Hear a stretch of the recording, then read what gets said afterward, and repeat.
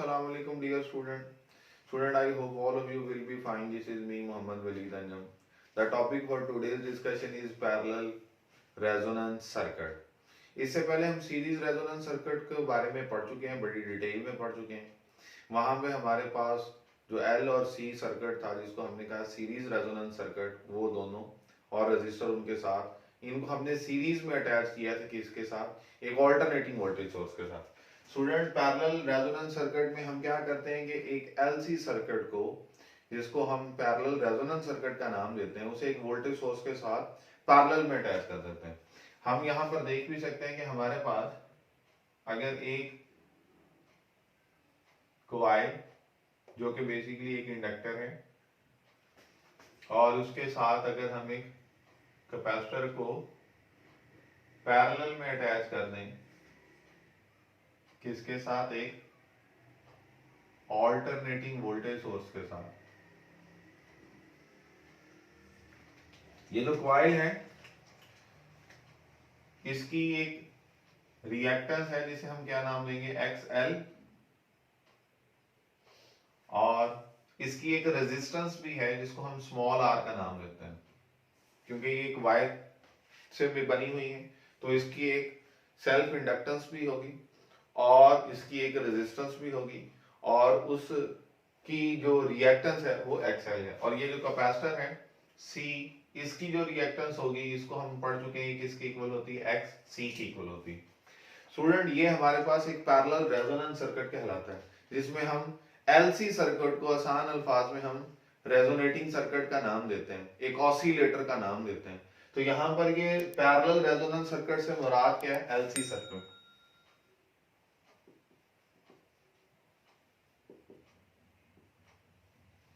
ये बात हम पहले भी पढ़ चुके हैं कि हमारे पास जो एक इंडक्टर होता है, उसमें करंट और वोल्टेज का क्या रिलेशनशिप होता है, कैपेसिटर में करंट और वोल्टेज का क्या रिलेशनशिप होता है। इस रिलेशनशिप के जरिए से अगर हम देखते हैं तो हमारे पास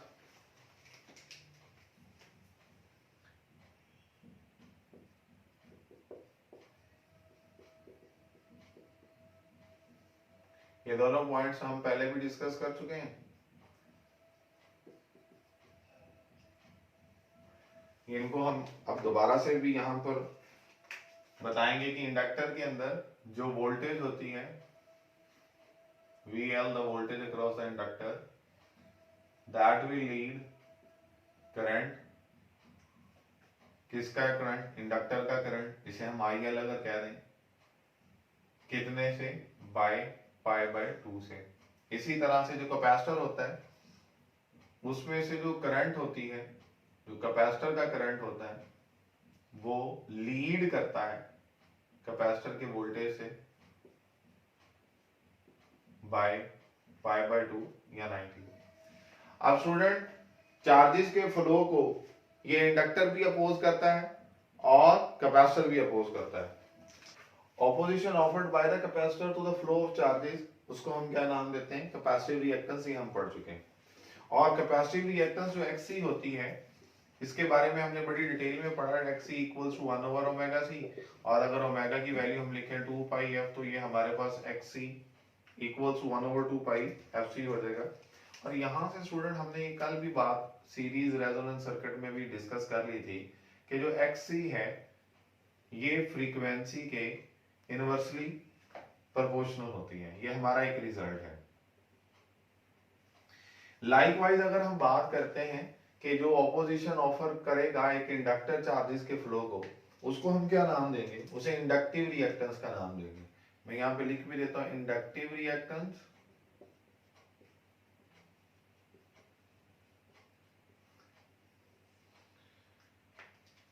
तो अगर हम डिफाइन करें तो किस तरह से लिखेंगे, opposition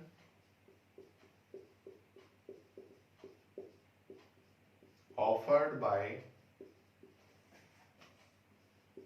an inductor to flow of charges। और अगर हम उसका फॉर्मूला देखें तो हमारे पास स्टूडेंट XL किसके इक्वल था, XL था ओमेगा एल इज इक्वल, और ओमेगा की वैल्यू अगर हम पुट करें 2 पाई एफ, तो हम यहां से ये कह सकते हैं कि जो एक्सएल है that varies directly with the frequency, और एक्ससी जो था that varies inversely with the frequency. तो यहाँ से हमारे पास कॉन्सेप्ट जो जनरेट होता है वो ये जनरेट होता है कि जब हमारे पास जो करंट होगा उसकी फ्रीक्वेंसी स्मॉल होगी, तो हम इसको दो डिफरेंट फ्रीक्वेंसीज पर पहले भी डिस्कस कर चुके हैं, at low frequency and at high frequency. हम इन दोनों को इस केस में भी वैसे ही डिस्कस करेंगे। जब हमारे पास फ्रीक्वेंसी लो होगी तो हम इन दो रिलेशंस के जरिए से अगर हम देखें, लो फ्रीक्वेंसी पर xc which is equals to 1 over f, frequency मैंने कहा लो, लो की जगह पर आप स्मॉल लिख दें। मैं ये बार बार इसलिए लिखता हूं ताकि आप लोगों को कंफ्यूजन ना हो। जब फ्रीक्वेंसी स्मॉल होगी तो कैपेसिटर की रिएक्टेंस जो होगी, जिसे कैपेसिटिव रिएक्टेंस का हमने नाम दिया है, वो क्या होगी, वो हाई होगी, क्योंकि ये इनवर्सली प्रोपोर्शनल है। और इसी तरह से अगर हम XL की बात करें तो वो किसके इक्वल है, F के डायरेक्टली प्रोपोर्शनल है। तो हम इस लिहाज से अगर हम देखें, यहाँ पे डायरेक्टली प्रोपोर्शनल का साइन डालें कि जब हमारे पास फ्रीक्वेंसी हाई होगी, सॉरी स्मॉल होगी, तो स्मॉल फ्रीक्वेंसी पर ये जो रिएक्टेंस ऑफ द इंडक्टर होगी ये भी क्या होगी, स्मॉल होगी। अब हम यहां से इस बात को बड़ी आसानी के साथ समझ सकते हैं कि जब फ्रीक्वेंसी लो होती है तो जो ऑपोजिशन इस इंडक्टर ने चार्जेस को फ्लो करने के लिए प्रोवाइड करनी होती है वो कंपैरेटिवली स्मॉल होती है as come to capacitive reactance जो कि हाई होती है लो फ्रीक्वेंसी पर। ये रिजल्ट हमारे सामने है। इसी तरह से अगर हम बात करें हाई फ्रीक्वेंसी की, तो हाई फ्रीक्वेंसी पर क्या होगा, XC जो कि इनवर्सली प्रोपोर्शनल है फ्रीक्वेंसी के, और XL जो कि डायरेक्टली प्रोपोर्शनल है फ्रीक्वेंसी के। अब देखिएगा क्योंकि हमारी फ्रीक्वेंसी हाई है तो हाई फ्रीक्वेंसी पर जो XC की वैल्यू होगी वो स्मॉल होगी क्योंकि ये इनवर्सली प्रोपोर्शनल है, और यहां पर हाई फ्रीक्वेंसी पर जो XL होगी उसकी वैल्यू क्या होगी, लार्ज होगी या हाई होगी। तो स्टूडेंट इन दो डिस्कशन से हमने जैसे कल इम्पीडेंस डायग्राम बनाई थी, तो उस इम्पीडेंस डायग्राम में हमने ये देखा था कि XL और XC की वैल्यूज एक दूसरे के ऑपोजिट हैं। क्यों ऑपोजिट है उसके लिए हमने रिजल्ट भी पढ़ लिया था। वो हमने रिजल्ट इसलिए इस तरह से पढ़ा था कि हमारे पास जो कैपेसिटर है उसके अक्रॉस जो वोल्टेज होती है वो करंट से लैग करती है और इंडक्टर में वोल्टेज लीड करती है, तो वो दोनों एक दूसरे के ऑपोजिट आए थे। अब स्टूडेंट मैं अगर इस चीज को समझाने के लिए आपको इम्पीडेंस डायग्राम बनाने की कोशिश करूं कि ये दो वेक्टर्स हैं और अगर एक की वैल्यू हाई है और दूसरे की स्मॉल है, यहां पर देख लें या यहां पर देख लें, तो लो फ्रीक्वेंसी पर अगर XC की वैल्यू बड़ी है तो XL की कम होगी। सिर्फ समझने के लिए मैं ये कहता हूं कि अगर मैं ये कॉन्सेप्ट दूं कि मेरे पास ये कोई रेफरेंस है और इस यहां पर हमारे पास एक वेक्टर है जिसको अगर मैं नाम देता हूं XC का, ठीक है जी, और ये दूसरा है जो कि XL है, तो मैं यहां से आसानी देख सकता हूं कि XC की वैल्यू ज्यादा है और XL की वैल्यू स्मॉल है। कहां पर, लो फ्रीक्वेंसी पर। और हाई फ्रीक्वेंसी पर स्टूडेंट क्या होगा, इसी को अगर हम देखें तो XL की वैल्यू लार्ज होगी,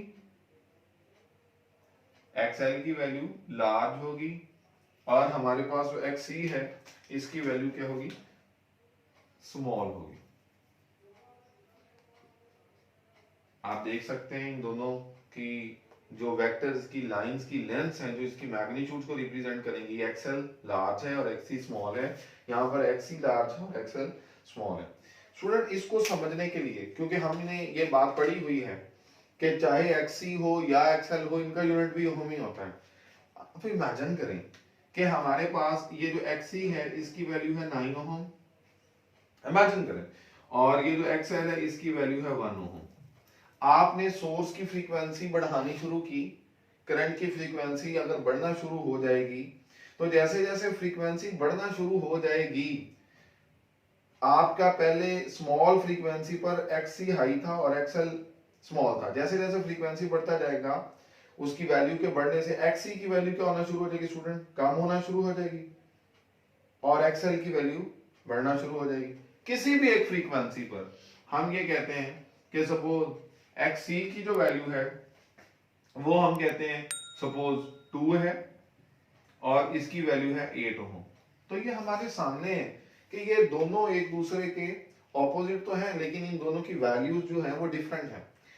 आप जैसे जैसे फ्रीक्वेंसी बढ़ाते जाएंगे स्टूडेंट, बड़ा इंपॉर्टेंट पॉइंट बताने लगा हूं, ये एक्सी की वैल्यू क्या होना शुरू हो जाएगी, कम होती जाएगी, 9 से ये 8 ओम हो जाएगी, और एक्सएल की वैल्यू बढ़ेगी, और ये 8 से हम कह लेते हैं सपोज 2 हो जाती है, ये 8 से 7 हो जाती है, ये 2 से 3 हो जाती है। आप देख रहे हैं कि ये एक्स सी की वैल्यू कंपैरेटिवली कम होती जा रही है, पहले की निस्बत 7 से 6 हो जाएगी, और ये 3 से 4 हो जाएगी, और ये 6 से 5 हो जाएगी, और ये 4 से 5 हो जाएगी। यहां पर आप स्टूडेंट देख सकते हैं कोई एक ऐसा पॉइंट आएगा जहां पर हमारे पास दोनों की वैल्यूज एक्सएल की और एक्ससी की वैल्यूज एक दूसरे के बराबर हो जाएगी, और जब एक्सएल और एक्ससी की वैल्यूज बराबर हो जाएगी तो हम कहते हैं रेजोनेंस हो जाती है। ये पॉइंट हम कल भी पढ़ चुके हैं। इधर यहाँ पर हमें ये नजर आ रहा है, ये देखिए स्टूडेंट्स, यहाँ पर ये हमें बोर्ड यहाँ पर क्लियर है, हम ये देख सकते हैं एट रेजोनेंस फ्रीक्वेंसी,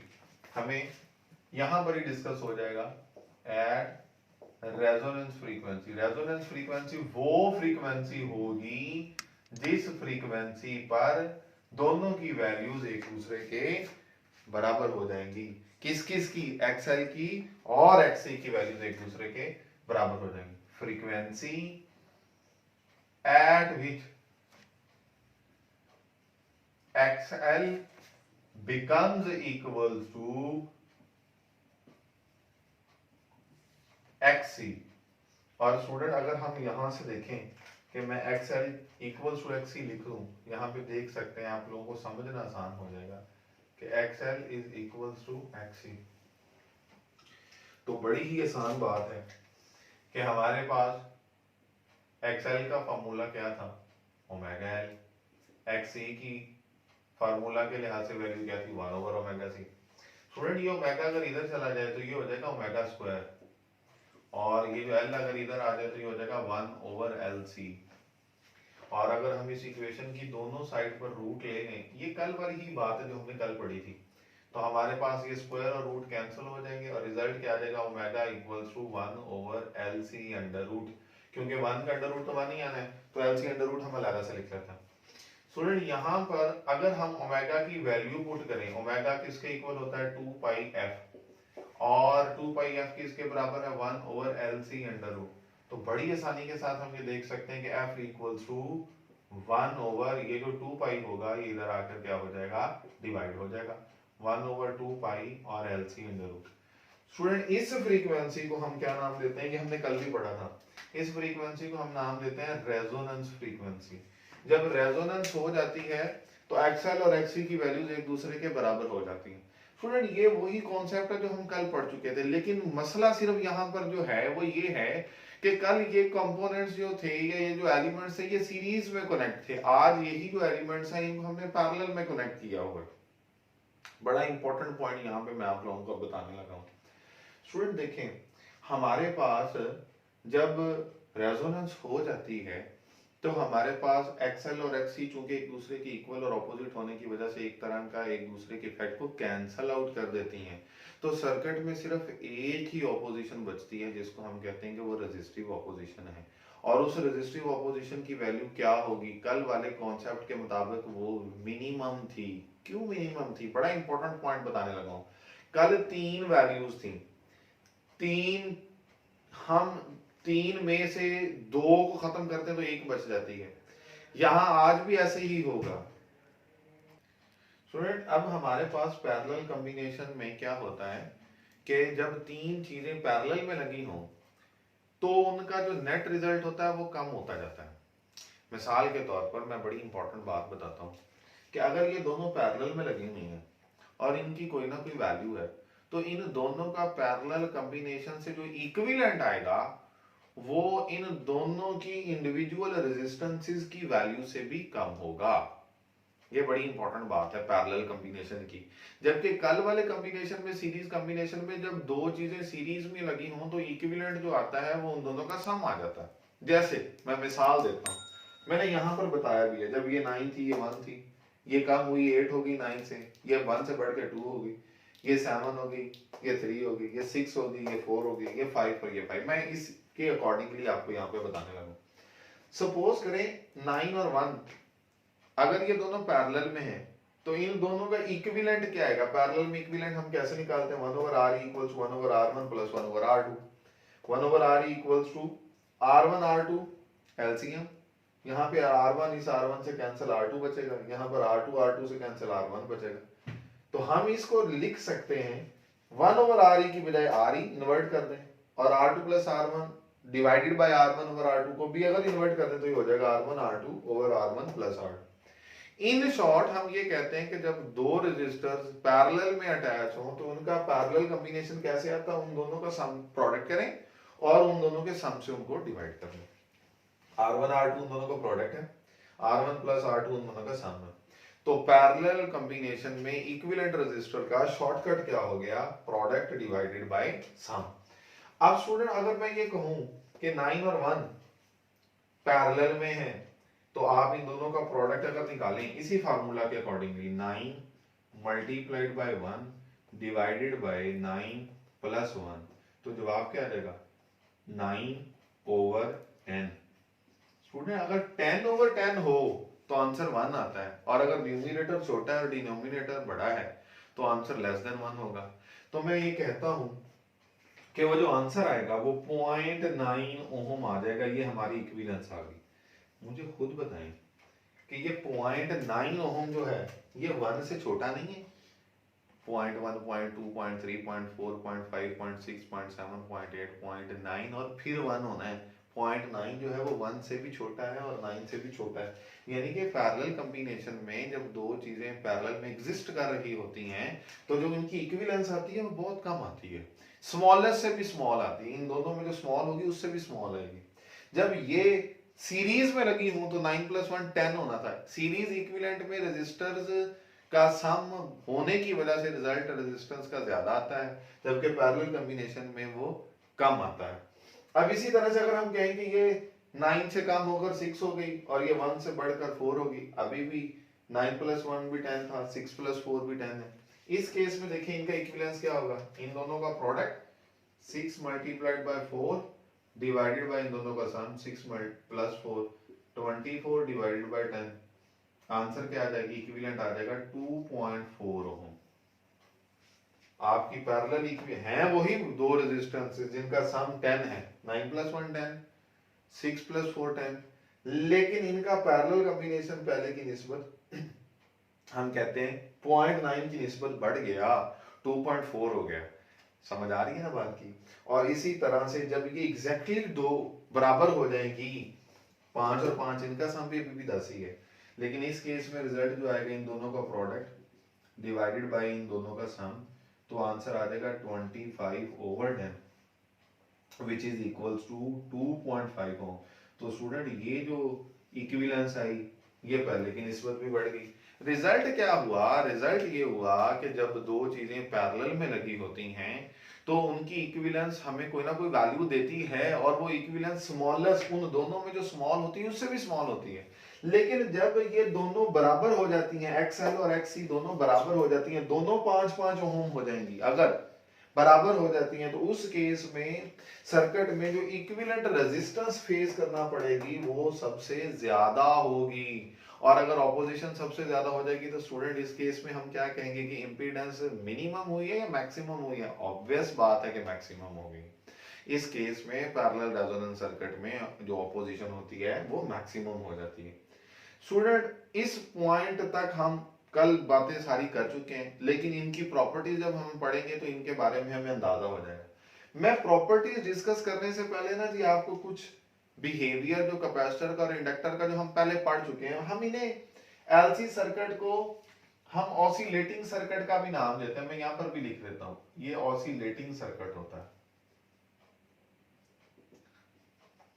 देखें ऑसिलेट करना, कोई बात समझ आ रही है? अगर कोई चीज ऑसिलेट कर रही है, हमने पढ़ा हुआ है सिंपल हार्मोनिक मोशन में, अगर कोई चीज ऑसिलेट करती है तो इट्स मीन कि वो मीन पोजीशन के अबाउट टू एंड फ्रो हम कहते हैं कि वो अपनी मोशन को कंटिन्यू करती है।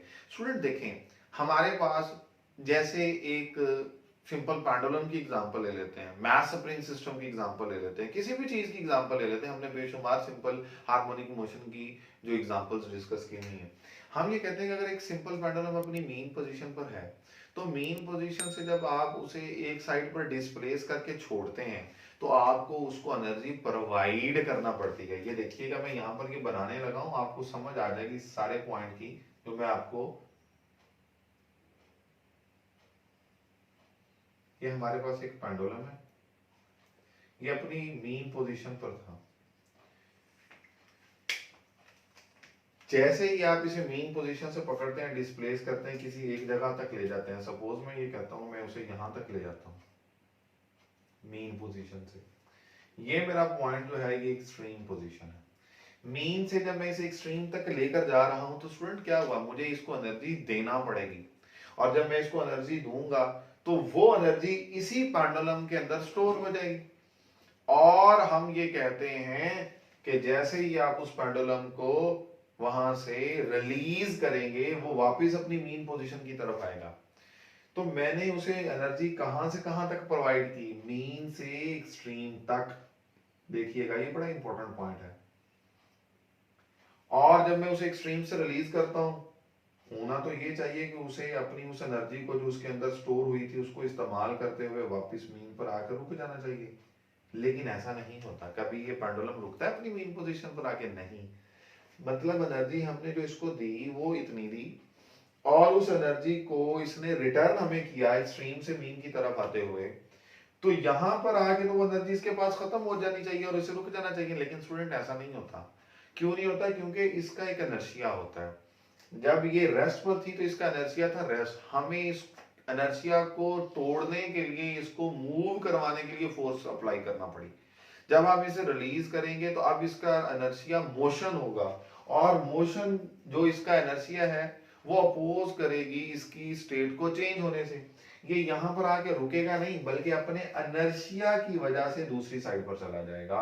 हम इसको भी यहां पर ऐसे ड्रॉ कर देंगे, वो यहां पर इस तरह से इस डायरेक्शन में भी जाएगा। स्टूडेंट हुआ क्या कि ये अपने इनर्शिया की वजह से मीन पोजीशन से दूसरे एंड की तरफ चला गया, और यहां जो ये अपने इनर्शिया की वजह से गया, इस केस में भी क्या हुआ, इसके अंदर एक एनर्जी स्टोर होगी क्योंकि ये अपनी मीन पोजीशन से डिस्प्लेस हो चुका है। उसी एनर्जी को इस्तेमाल करके ये वापस आएगा दोबारा मीन पोजीशन पर, और मीन पोजीशन पर आके ये रुकेगा नहीं, बल्कि इसकी अब डायरेक्शन जरूर रिवर्स हो जाती है, लेकिन हम ये जरूर देखते हैं कि वो अपनी एनर्जी जो इसके अंदर स्टोर हुई थी, वो उसी एनर्जी स्टोर्ड ही को इस्तेमाल करते हुए ऑपोजिट डायरेक्शन में हम कहते हैं अपनी मोशन को कंटिन्यू कर लेता है। बिल्कुल वैसा सही कॉन्सेप्ट कैपेसिटर का है और इंडक्टर का है। देखिए स्टूडेंट, हम ये बात बड़ी डिटेल में पढ़ चुके हैं कि जो कैपेसिटर है वो एक चार्ज स्टोरिंग डिवाइस है। जब हम एक कैपेसिटर के अक्रॉस एक बैटरी लगाते हैं, मैं थोड़ा सा आपको पॉइंट रिकॉल करवाने के लिए बता भी देता हूँ। ये कैपेसिटर था, मैंने इस कैपेसिटर के साथ एक सेल या एक बैटरी को अटैच किया। उस बैटरी ने क्या करना है या उस सेल ने क्या करना है, हमारे पास यहाँ पर एक प्लेट पर पॉजिटिव चार्जेस और दूसरी पर नेगेटिव चार्जेस हम कहते हैं स्टोर होना शुरू हो जाता है। कैसे होता क्या है, यहाँ पर मौजूद इलेक्ट्रॉन्स को ये पॉजिटिव टर्मिनल अपनी तरफ अट्रैक्ट करेगा, और इसके अट्रैक्ट हो जाने की वजह से यहाँ पर पॉजिटिव चार्जेस बाकी बचेंगे, और वही इलेक्ट्रॉन यहाँ पर इस प्लेट पर आ जाएंगे। तो हम ये कहते हैं कि ये हमारे पास जब इस कैपेसिटर की दो प्लेट्स पर ऑपोजिट चार्जेस आ जाएंगे तो इनके दरमियान में तो स्टूडेंट एक इलेक्ट्रिक फील्ड नहीं स्टैब्लिश हो जाती, और उस इलेक्ट्रिक फील्ड की डायरेक्शन कहां से कहां तक होगी, पॉजिटिव चार्ज से नेगेटिव चार्ज की तरफ। इस इलेक्ट्रिक फील्ड ने जो यहाँ पर स्टैब्लिश हुई है, इसकी वजह से इस कैपेसिटर के दरमियान भी, प्लेट्स के दरमियान भी एक पोटेंशियल डिफरेंस जनरेट हो जाता है। स्टूडेंट, ये वो बैटरी का पोटेंशियल था जो हमने इस कैपेसिटर को अप्लाई किया, जिसकी वजह से इसकी दो प्लेट्स पर चार्जेस आए। जब इसकी प्लेट्स पर चार्जेस आए तो इसके दरमियान भी एक पोटेंशियल डिफरेंस क्रिएट हो गया, और एक इलेक्ट्रिक फील्ड जनरेट होगी, और उस इलेक्ट्रिक फील्ड, हम कहते हैं ना कि कैपेसिटर एनर्जी स्टोर करता है in the form of electric field, वो इलेक्ट्रिक फील्ड के अंदर अपनी एनर्जी स्टोर करता है। वो कैसे स्टोर करता है आपके सामने, जब हमने उसे एनर्जी प्रोवाइड की तो उसकी वजह से उसमें चार्जेस स्टोर होना शुरू हो गए, और उन चार्जेस की वजह से उनकी दो प्लेट के दरमियान एक पोटेंशियल डिफरेंस क्रिएट हो गया। अगर हम इस बैटरी को उतार दें स्टूडेंट्स, मैं यहाँ पर इसको खत्म करके इसकी जगह पर कोई एक बल्ब लगा दूं या कोई एक चीज लगा दूं, तो जो चार्जेस पहले इस बैटरी से इस कैपेसिटर की तरफ जा रहे थे, अगर मैं अब इसको खत्म कर दूं तो वही चार्जेस रिटर्न नहीं हो जाएंगे स्टूडेंट? बात समझ रहे हैं? तो बिल्कुल वैसे ही नहीं हो रहा है सिंपल हार्मोनिक मोशन में, कि जब हम उसे एनर्जी देते हैं, उसे मीन से एक्सट्रीम की तरफ लेकर जाते हैं, वो उस अपनी एनर्जी को इस्तेमाल करता है और उसके अंदर एक एनर्जी स्टोर हो जाती है। यहां पर भी तो वही काम नहीं हो रहा, कैपेसिटर अपने अंदर एक एनर्जी स्टोर कर लेता है, और जब वो बैटरी हम उतार देते हैं, बिल्कुल वैसे ही जैसे मैं अगर उस सिंपल पेंडुलम को एक्सट्रीम पोजीशन पर जाके छोड़ दूं, तो जो एनर्जी उसके अंदर स्टोर हुई हुई थी उसकी वजह से ये वापस आता है। बिल्कुल इसी तरह से जब इस बैटरी को आप उतार देंगे तो कैपेसिटर अपनी एनर्जी वही जो है वो वापस देना शुरू कर देगा, और हम ये कहते हैं अगर हम यहाँ पर कोई एक बल्ब लगा दें तो वही एनर्जी उस बल्ब को मिलना शुरू हो जाएगी। लेकिन अगर हम ये कहें कि क्या वो अपनी एनर्जी जब मीन पोजीशन पर सिंपल हार्मोनिक मोशन करता हुआ ऑब्जेक्ट पहुंचता है तो क्या रुक जाता है? नहीं रुकता, बल्कि अपनी मोशन को कंटिन्यू रखता है इनर्शिया की वजह से। किस डायरेक्शन में? अदर देन ऑपोजिट डायरेक्शन में, मीन पोजीशन से। तो यही चार्जेस के यहाँ पर जब चार्जेस कम होते रहेंगे, जब हम इसको यहाँ से उतार कर इसके क्रॉस कोई बल्ब लगा देंगे या कोई भी चीज लगा देंगे, तो क्या करेगा? वो ग्लो कर रहा होगा, और हम ये कहते हैं कि वो अपनी एनर्जी इसको जो इसने स्टोर की थी वो इसको रिटर्न करता जा रहा है। इंडक्टर भी ऐसे ही काम करता है। इंडक्टर भी बिल्कुल इसी प्रोसेस के अकॉर्डिंगली, जब हम इंडक्टर में से कोई एक करंट पास करते हैं तो उसके करंट की वजह से उसके अंदर क्या स्टोर हो जाती है? Magnetic field. करंट किसी भी कॉइल में से या वायर में से गुजरता है तो अपने सराउंडिंग रीजन में एक मैग्नेटिक फील्ड प्रोड्यूस करता है। जैसे कैपेसिटर की दो प्लेट्स के दरमियान इलेक्ट्रिक फील्ड हमने कहा था प्रोड्यूस हो गई, वैसे इंडक्टर के क्रॉस वो मैग्नेटिक फील्ड हो जाती है। इस मैग्नेटिक फील्ड की वजह से वो अपने अंदर एनर्जी स्टोर करेगा। हमने ये भी पढ़ा हुआ बड़ी डिटेल में कि इंडक्टर जो है वो एनर्जी स्टोर करता है in form of magnetic field. तो ये मैग्नेटिक फील्ड के अंदर अपनी अंदर एनर्जी स्टोर करेगा। देखें अब स्टूडेंट, इसमें भी वही कहानी है।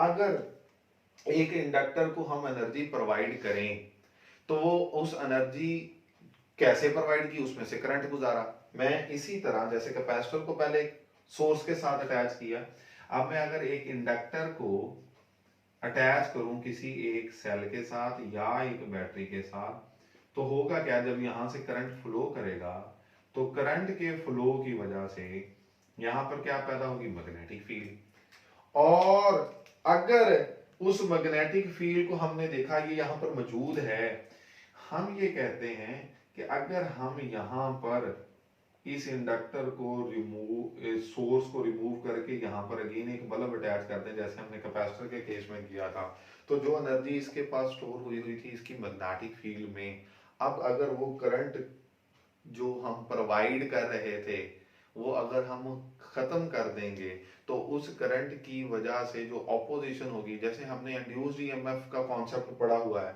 कि हमारे पास होता है क्या कि करंट की वजह से जो मैग्नेटिक फील्ड पैदा हुई, उस मैग्नेटिक फील्ड की वजह से एक फ्लक्स होगा। अगर कभी उस फ्लक्स में चेंज हो तो उसके अंदर एक ईएमएफ इंड्यूस हो जाती है। बिल्कुल स्टूडेंट, जब ये आप सोर्स यहां से हटा लेंगे तो करंट वहां से एक तरह का रुक नहीं जाएगा, और अगर करंट रुक जाएगा तो उस करंट की वजह से जो हमारे चेंज हो जाने की वजह से यहाँ पर जो ईएमएफ प्रोड्यूस होगी वो अपोज करने की कोशिश करेगी उस वजह को जिसकी वजह से ये प्रोड्यूस हुआ है।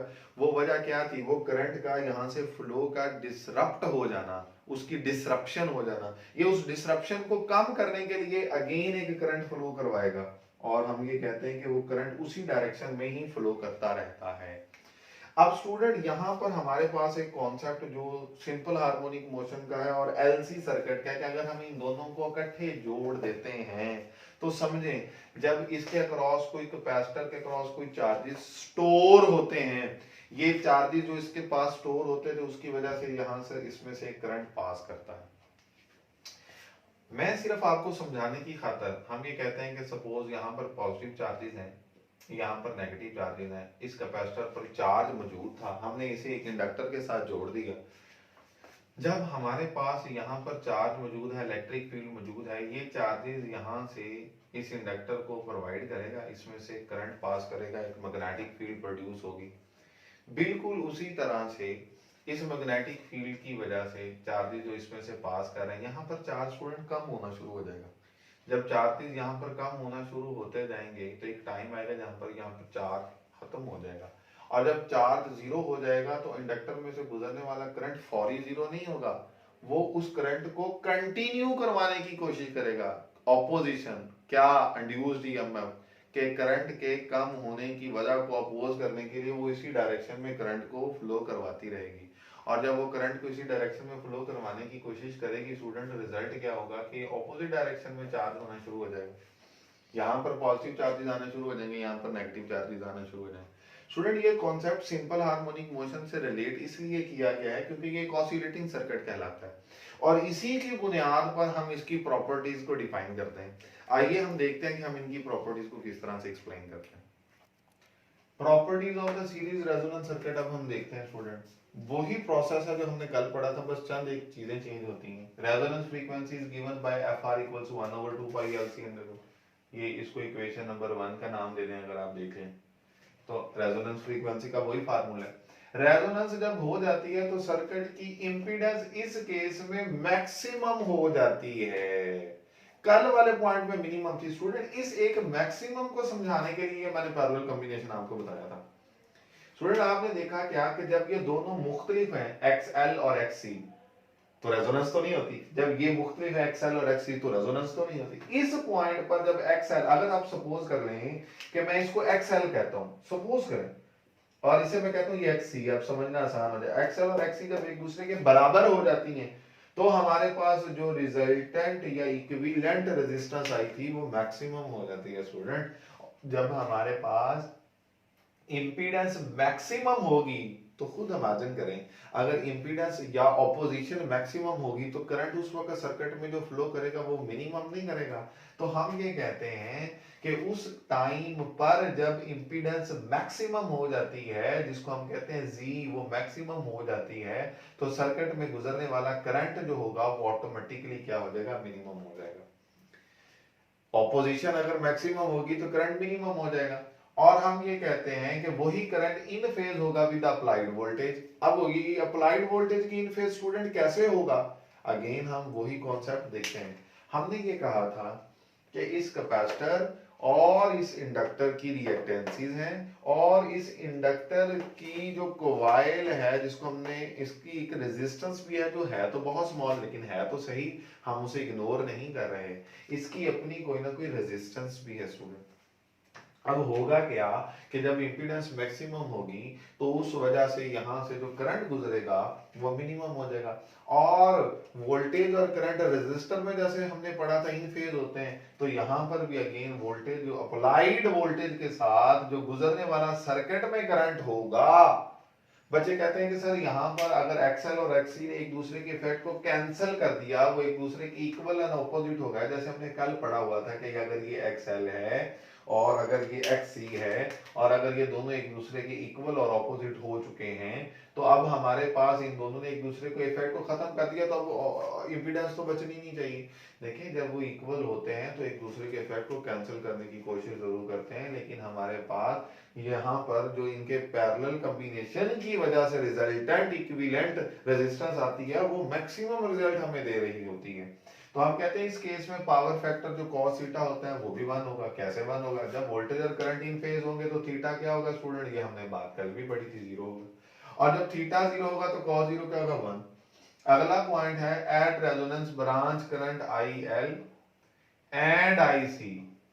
इस सर्किट में यहां पर इंडक्टर के अंदर जाने वाला करंट जो कि IL है, ब्रांच करंट, और यहां इस ब्रांच के अंदर जो करंट फ्लो है IC है। ये मैक्सिमम होता है किससे? सोर्स करंट से। भाई सोर्स ने कितना करंट प्रोवाइड करना है? सोर्स ने तो वो करंट प्रोवाइड करना है जो बेसिकली इस कॉइल की रेजिस्टेंस जो कि स्मॉल है उसकी वजह से। तो हम कहते हैं जब इनकी रेजिस्टेंस मैक्सिमम हो जाती है, जो इम्पीडेंस मैक्सिमम हो जाती है, तो सोर्स का करंट तो ऑटोमेटिकली स्मॉल होगा। ये तो बेसिकली एक दूसरे को खुद से हम कहते हैं, ये चार्ज होता है, ये डिस्चार्ज होता है। जब इसकी इलेक्ट्रिक एनर्जी बढ़ती है तो इसके क्रॉस कोई मैग्नेटिक एनर्जी नहीं होती, जब इसकी इलेक्ट्रिक एनर्जी कम होती है तो इसके क्रॉस मैग्नेटिक एनर्जी बढ़ना शुरू हो जाती है। तो इन दोनों की चार्जिंग एंड डिस्चार्जिंग एक तरह की ऑसिलेशन है। जो चार्जेस हैं वो ऑसिलेट करते हैं between capacitor and inductor in the form of electric energy and magnetic energy. Magnetic field और इलेक्ट्रिक फील्ड के दरमियान इनकी ऑसिलेशन, इस वजह से इसे एलसी ऑसिलेटिंग सर्किट का नाम दिया जाता है। तो उस केस में हमारे पास जो ब्रांच करंट होंगे आईएल और आईसी, उनकी वैल्यू सोर्स के करंट से ज्यादा होगी। स्टूडेंट आखिरी बात जो है हमारे पास वो ये है कि जो एलसी सीरीज सर्किट होता है उसको हम, या सीरीज रेजोनेंस सर्किट जिसे हम कहते हैं, इसे एक्सेप्टर सर्किट भी कहते हैं। और इस एक्सेप्टर सर्किट में जो करंट गुजर रहा होता है वो हमारे पास मैक्सिमम होता था, जिसकी हमने कल जो डायग्राम, जो कर्व पड़ी, वो भी कुछ इस तरह से थी आपके सामने कि रेजोनेंस फ्रीक्वेंसी पर जो करंट होता है वो मैक्सिमम होता है, जबकि इसके कॉरस्पॉन्डिंग जो रिजेक्टर सर्किट है जो आज हमने पढ़ा है, जो कि एलसी का पैरेलल कॉम्बिनेशन है, जिसे हम पैरेलल रेजोनेंस सर्किट का भी नाम देते हैं स्टूडेंट। इस पैरेलल रेजोनेंस सर्किट के अंदर हमारे पास, हमने खुद कहा आज कि करंट जो है वो मिनिमम है, और करंट अगर मिनिमम है जब, तो इसको रिजेक्टर सर्किट का भी नाम देते हैं। और इसका स्टूडेंट अगर हम ग्राफ बनाएं तो बिल्कुल कल वाले की तरह इसका ग्राफ नहीं होगा, बल्कि इससे ऑपोजिट होगा कि रेजोनेंस फ्रीक्वेंसी एक ऐसी फ्रीक्वेंसी है जिस फ्रीक्वेंसी पर जो करंट फ्लो कर रहा होगा वो मिनिमम होगा, और इस रेजोनेंस फ्रीक्वेंसी से अबव एंड बिलो जो करंट होगा उसकी वैल्यू इससे ज्यादा होगी। सिर्फ रेजोनेंस फ्रीक्वेंसी पर जो करंट होगा वो हमारे पास सबसे मिनिमम होगा। ये हमारे पास फ्रीक्वेंसी एक्सिस है और ये हमारे पास करंट एक्सिस है। इन दोनों के दरमियान हमारा ये ग्राफ बना है। स्टूडेंट आई होप कि आपको इस लेक्चर की बहुत अच्छी तरह से समझ आ चुकी होगी। ऑल्दो ये बहुत टेक्निकल पॉइंट्स हैं, और हम ये कह सकते हैं कि बुक पर तो अगर हम देखें तो पैरेलल जो हमारे पास रेजोनेंस सर्किट है वो तो बहुत छोटा करके लिखा हुआ है सीरीज रेजोनेंस सर्किट से, लेकिन क्योंकि उसके जो ये रिजल्ट्स आते हैं, इन रिजल्ट्स को एक्सप्लेन करने के लिए हमें ये सारी डिस्कशन करना पड़ेगी। अगर हम ये रिजल्ट्स नहीं पढ़ेंगे तो ये इनको समझ हम नहीं सकेंगे अगर हम ये सारी डिस्कशन नहीं करेंगे। तो please don't forget to like and subscribe our channel. Keep good care of yourself. अल्लाह हाफिज।